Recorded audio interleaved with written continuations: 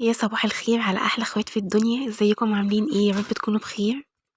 معاكم بسمة وجايلكم فيديو جديد وروتين جديد، روتين تحفيزي وتشجيعي، يا رب يعجبكم وتستفادوا حتى لو بحاجة صغيرة. يا ريت لو حضرتك جديدة اول مرة تشوفيني وعجبتك قناتي واستفدتي منها اي حاجة، يا ريت تشرفيني باشتراكك معايا، وكمان تدعميني باللايك لان اللايك دوت هو الدعم بتاعي. وانا لما بلاقي في الفيديو بتاعي لايكات، ده اللي بيخليني بيديني الدفعة كده اني اكمل. وكمان اخواتي اللي دخلوا جديد في القناة، شرفتوني ونورتوني، ويا رب قناتي تعجبكم اكتر واكتر يا رب. طبعا يا حبايب قلبي، اليوم ده كان يوم شتاء يعني جامد جدا. عايزه اقول لكم ان اليوم ده كان يوم عيد ميلادي، كان يوم 18 واحد. آم، عايزه اقول لكم بقى ان هو اصلا كان مفهوش، يعني انا اصلا ما كانش في حاجات في البيت كتير غير كركبه يزن وكده. والسفره انا يعني بمسحها على طول، يعني بعد الاكل على طول بمسحها، ده لو هناكل عليها. آه الايام ديت كانت يعني الدنيا مليانه تراب بجد. مش عارفه ايه الاتربه اللي بتيجي دي منين، مش عارفه. اهم حاجه يا جماعه، اول لما تصحوا من النوم تفتحوا كده البلكونات والشبابيك، دي بتدي طاقه ايجابيه حلوه قوي قوي. وكمان بتخليكوا كده ايه، يعني بتخلي البيت ريحته حلوه. انا بقى كل اللي عملته ان انا نضفت السفره، مسحتها كويس، وكمان حتى الكراسي ديت برضو كنت مسحها كويس. وهنا باقول لكم يعني البونبونيرة ديّة أنا بابقى حاطة فيها شوكليت وكده، عشان أي حد ييجي لي في أي وقت أقدّم له منها، دي على طول بتبقى مليانة. طبعًا بُصّوا الحتّة دي مكركبة خالص، كل اللي ييجي ديّة يا جماعة دي جزّامة كده صغيّرة عندي، فكل اللي ييجي يحط حاجته عليها. طبعًا زي ما قُلت لكم أنا بانضّف التراب اللي على الحاجة. طبعًا أنا مش هينفع أشيل دلوقتي وأغسل السجاد وكده، لإني طبعًا الجو لسه شتا. أنا بصراحة عايزة أعمل الكلام دوّة في رمضان، يعني في رمضان أعمل الكلام ده ليه بقى؟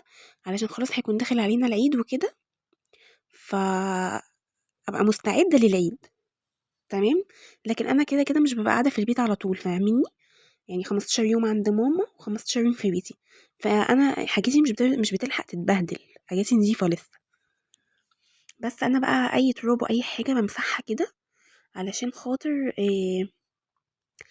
يعني طبعًا يزن مثلًا بيمسك حاجة ما ي مثلًا ما يبقاش في إيده تراب كده. وبس يعني بالمّع الحاجة وباحطها مكانها، يعني إيه بيدي برضه إيه، يبقى ريحته حلوة، فاهمين؟ وهنا بقى جيت لمّيت كل الألعاب اللي أستاذ يزن باشا راميها لي في الأرض.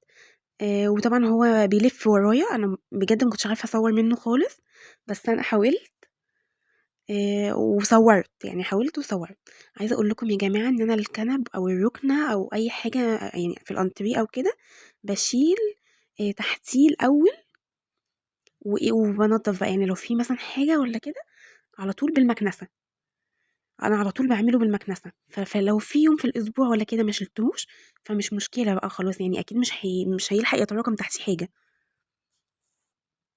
بُصّوا الترابيزة أنا حاطاها عند البلكونة ليه، علشان خاطر يزن على طول بيُقع، يعني على طول بيُقع فبيتخبط فيها.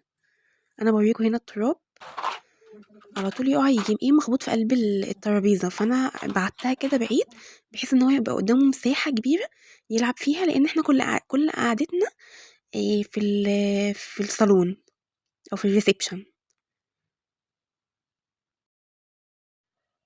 طبعا يا جماعة عايزة أقول لكم اللي بيقول لي على يزن ما تطلعهوش معاكي وكده، يا جماعة أنا بصور وببقى لوحدي في البيت، أو باباه حتى بيبقى موجود فباباه مش بيمسكه. عايزة أقول لكم إن باباه يعني مش بيمسك يزن. وعايزة أقول لكم كمان إن أنا مفيش حد بيساعدني في أي حاجة خالص، يعني أنا اليوتيوب ده واخداه عافية كده، يعني إن شاء الله هانجح، فهو إن شاء الله هانجح بإذن الله، طبعًا بإذن ربنا وكل حاجة بإذن ربنا. بس أنا ما حدش بيساعدني لإن كله كان رافض موضوع اليوتيوب ده، ما فيش غير أمي حبيبتي هي اللي بتدّيني الدفعة وبتشجعني، وأختي. وبصراحة حماتي برضه، يعني هُم بيشجعوني فاهمينّي. لكن بقى جوزي أصلًا ما كانش موافق بموضوع إن أنا أفتح قناة وكده، ولكن أنا بصراحة أصرّيت و فتحت القناة. ليه بقى؟ لإن أنا أصلًا يا جماعة قبل الجواز كانت كل حياتي شغل، شغل في شغل، فانا متعوده ان انا عايزه اشتغل، عايزه احقق احلامي كده. طبعا مفيش حاجه لسه استفدت منها يعني من اليوتيوب وكده، بس ان شاء الله باذن الله بقول يمكن يعني يمكن يا رب آه ربنا كده تيجي من عنده ويعني يفتح ابواب رزقه في وشي. آه وان شاء الله هيحصل باذن الله. يعني انا حسن ظني في الله كبير، على طول بقول كده وعلى طول حاسه ان ربنا هيكرمني. امتى وفين بس مش عارفه، بس ان شاء الله ربنا هيكرمني باذن الله. بس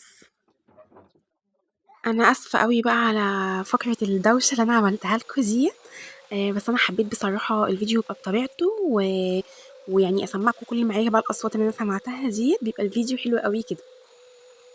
بصوا يا جماعه، انا مسكت كل حته بجد، مسحتها ومسكت كل حته بجد، كنستها بالمكنسه بحيث ان ميبقاش عندي اي تراب في قلب الشقه، عشان خاطر زي ما قلت لكم يزن ده طفل. كان عندي بقى غسيل، كانت الغساله كانت خلاص خلصت الدوره بتاعتها اول غسله، وكان عندي غسيل تاني بقى كان عايز يتغسل، غسلته. بس يعني هو كان هدوم محمد وكده، وكان في مصليه وكده، يعني كانت جايه لي من العمره وكده، برضو قلت اغسلها وبس. وبس بقى وعملت غدا جميل قوي، انا بحبه جدا. الشاورما، بس المره دي شاورمه اللحمه، ودي شاورما عاديه اللي هي اسكندراني يعني عادي. انا بحب اعملها بالطريقه دي يا جماعه، بجد طريقتها حلوه قوي. ديت كانت لحمه شرايح عاديه خالص، وانا قطعتها شبه الشاورما وغسلتها كويس وصفيتها من دمها. حطيت لها بقى زبادي، وحطيت لها بهارات المشاوي بتاعت باب الشام دي حلوه قوي، وبهارات سوريه برضو من باب الشام، وحطيت كركم وكاري. اهو شايفين دي البهارات السبع بهارات السوريه، حلوه قوي من باب الشام. وحطيت مستردة، وحطيت دبس رمان، وحطيت كاتشب، يعني معلقه كاتشب او معلقه صلصه بديليها بالصلصه، وحطيت معلقتين حلوين كده كبار من زيت الزيتون. تمام، يبقى كل البهارات اللي عندك. حطيت كمان فلفل اسود، وحطيت اللهم صل على النبي، اسمه ايه يا ربي، حطيت بهارات لحمه. تمام، وقلبتهم كويس قوي. وبعد كده بقى جبت بصلايه وحطيت الميه بتاعتها، مش التفل، الميه بتاعتها. طبعا احنا هنحتاجه بصلايه تانية، بس مش هنحتاجه التفل ده، احنا هنحتاجه بصلايه تانية متقطعه شرايح، وهنحطوها في نص السوا بتاع اللحمه. على فكره انا ما حطيتش ملح عشان تبقوا عارفين. اللحمه يا جماعه عشان تستوي انا بحب اسويها كده الاول لوحدها، ولما بتستوي خالص خالص نهائي باجي بقى احط لها الملح، وباسيبها برضو تاني تقلبتين 3 كده عشان تمتص الملح، والملح تتحيق يعني زي ما بيقولوا. وبعدين بقى خلاص باطفي عليها وبس. ولما بنيجوا نتغدوا وقت الغدا برضو بولعها عليها تاني اسخنها وبناكله. ولكن احنا بصراحة بنعمله الاكل وبناكله على طول، احنا ما بنسيبوش الاكل يبرد ونرجع نسخنه تاني، لا. بصوا دي بصلايه متوسطة على نص كيلو اللحمة. طبعا انا كنت عايزة احط بصلايه اكبر من كده، ولكن جوزي مش بيحب البصل في الاكل قوي، فانا اقنعته بصراحة بالعافية ان انا احط بصل. بسيبها كده شوية، كل شوية بسيبها وبديها تقليبة، بسيبها اديها تقليبة لحد ما تستوي خالص. لقيتوها يا جماعة اللحمة مثلا كبيرة معاكم مش عايزة تستوي احط لها مية، يعني ربع كوباية مية، وافضلوا اقلبوا في اللحمة وهي ان شاء الله هتستوي. بس انا ما حطيتلهاش مية خالص. بصي هي بقى لما استوت انا حطيت لها الملح بتاعها بقى وقلبتها وخلاص كده خلصت. عملت بقى جنبيها بطاطس. بصوا انا هعملها اصلا في سندوتشات خطيره والله يا جماعه، كانت بجد حلوه قوي، حتى يزن اكل منها ما شاء الله. عملت بقى صوص كده، الصوص الطحينه ده احنا بنحبه في السندوتشات قوي، هو التوميه. وطبعا الحاجات دي انا بعملها في البيت يعني مش بنجيبها من بره، سهله قوي. طبعا التوميه هتلاقوها عندي برضو على القناه لوحدها في فيديو منفصل، ممكن احطه لكم هنا في اخر الفيديو. ممكن احط لكم كمان مع الشاورما السوري. الشاورما السوري بقى، شاورما الفراخ السوري اللي انا عاملاها اصلا في فيديو تاني خطيره. ولا تقولي لي بعد كده بقى هجيب بقى من كرم الشام ولا من الريف الدمشقي، ولا طبعا معلش يعني. بصراحه دي حاجه انا الاول كنت بحب اجيب من بره السندوتشات السوري دي، بعد كده لقيت انا بعملها حلوه قوي. طب ليه انا اجيبها من بره وانا بعملها اصلا احسن من المحلات؟ بلس بقى ان هي يبقى فيها الفراخ فراخ كده، يعني انا ببقى مزوده مثلا، مش بتبقى مثلا خضار ومش عارفه وايه، لا لا لا، وبصل لا، هو الفراخ ببقى مزوده الفراخ، حاطه بطاطس مثلا. بصوا هي الحاجه دي بصراحه بتبقى عايزه ميزان، ايدك يبقى ميزان برضه. بس انا بعملها بجد خطيره، محدش دقها من ايدي وقال لي هي بس مش حلوه. بصوا انا حطيت بقى في السندوتش الطحينه، وحطيت عليها البطاطس المقليه، وحطيت اللحمه، وده بقدونس بيدي الاكل طعم حلو قوي، وكمان حطيت فلفل اخضر، ممكن كمان تحط شرايح من البصل، هيبقى جميل. بصوا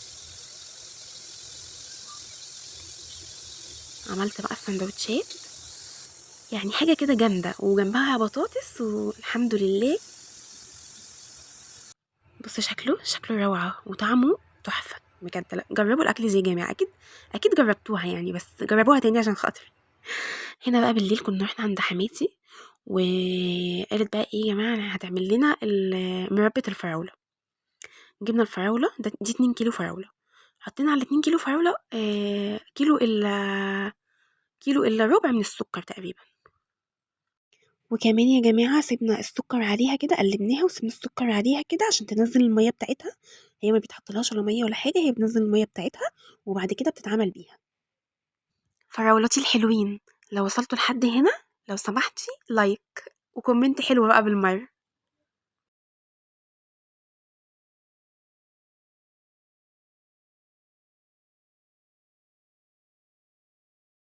بصوا بقى هنقلبها كده في السكر بالطريقه ديت كده عشان السكر يجي عليها كلها بس، وهنسيبها ساعتين بقى. هنا بقى كانت الفراولة هي نزلت ميتها وهي ولعت عليها، وبس كده. هي بتوريكم ان هي نزلت المية بتاعتها. طبعا يا جماعة كل شيخ ليه طريقة. حماتي عند حماتي قطعت الفراولة كده، لكن انا عند ماما بتبشرها بصراحة، فماما بتبشرها ومش بتحطها في الخلاط، بتبقى كريمي. عند حماتي حطيتها في الخلاط فكانت خفيفة شوية. بص بقت هي عاملة ازاي دلوقتي.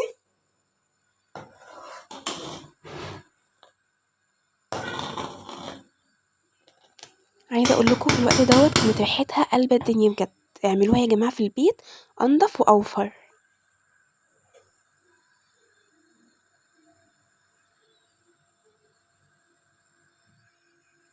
بقى ودخلت في السوا، هننزل بقى ايه ليمونيه معصوره، نشيل بس التفل بتاعها او البذر او اي حاجه، ليمونيه صغيره على 2 كيلو كده بالشكل ده، ونقلبها بقى كويس ونسيبها تاني نكمل سوا، صح حمو؟ لحد بقى ما تتقل بقى شبه المربى بالظبط. 10 دقايق كده ولا 5 دقايق هندفع عليه لما الريم ده يخلص. لما الريم ده كده يروح منها هنحطه يعني بتاع 10 دقايق كده، ربع ساعه بالكتير.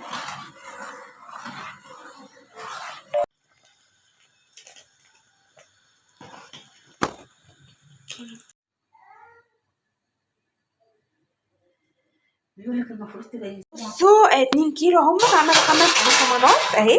طبعا هي لسه سخنه، هتتقل بقى اكتر لما تتحط في التلاجة، يعني تبرد وتتحط في التلاجة اهي. بصوا شكلها حلو قوي وطعمها حلو، وكمان في طبق تاني باقي كمان طبق كمان.